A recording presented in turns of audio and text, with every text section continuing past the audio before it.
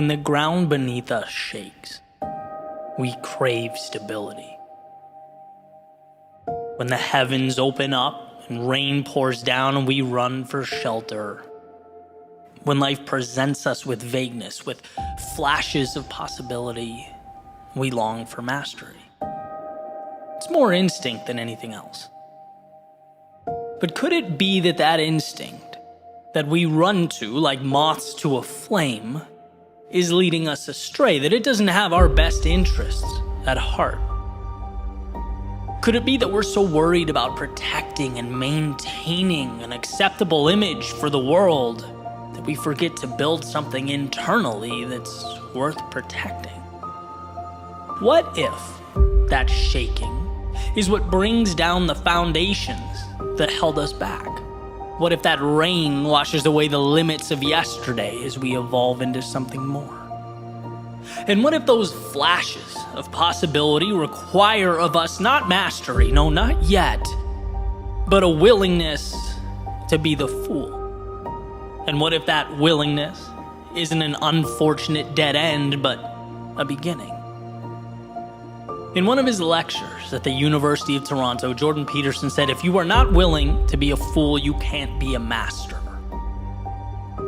In the cycle that is self-discovery, that is growth, we have to at some point step into an arena that's foreign to us, that we don't yet understand. We have to be willing to operate with inadequate resources, trusting that, they'll be picked up along the way. And that's a lot to take in. It's painful to know that others are going to have knowledge and skills and competencies that you won't.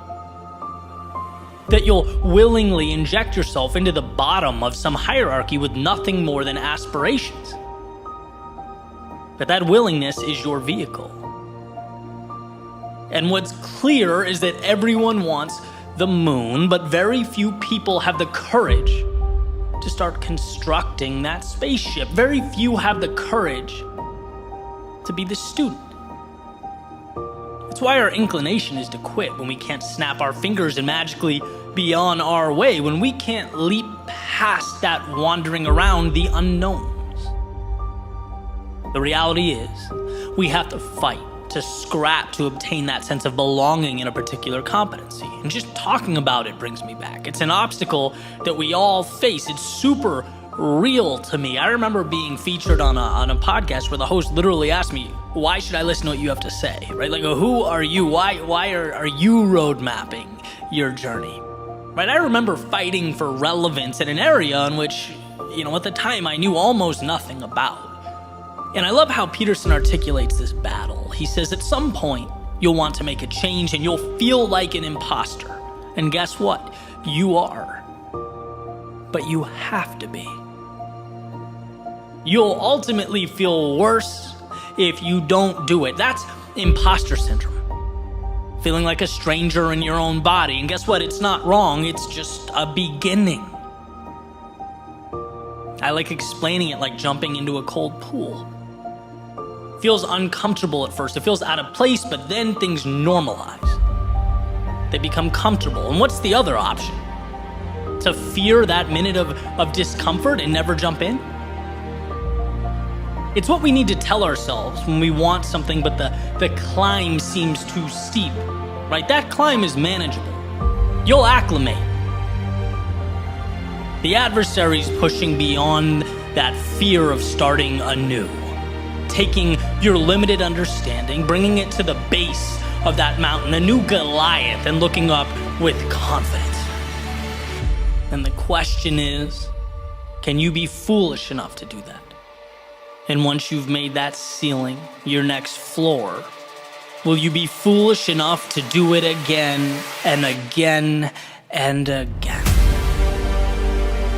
And breaking through that fear, knowing that stumbling around for a period of time doesn't kill you, it's required. It's the inability to show weakness or appear vulnerable. That's what chips away at you for a lifetime. If you want more, immerse yourself in that cycle of mastery. Start at the bottom and ascend. And when you approach the top, separate yourself and find another ceiling to chase, replant a seed, play the role of the fool again. This is the formula for growth, for prosperity, for fulfillment. This is the pathway to anything of substance. You take your L's, you embrace your critics, you swallow your pride, and move towards a tomorrow that far exceeds today. As your reality changes, your perception changes, the company you keep changes, you'll start to see that what's around you is made by people who are willing to fail and fail often. Our world is one devised by those who could put pride on hold, by those who were humble enough to crawl through the unknown long before they ran anything, who knew that before they played for any title or championship, they must first play the fool.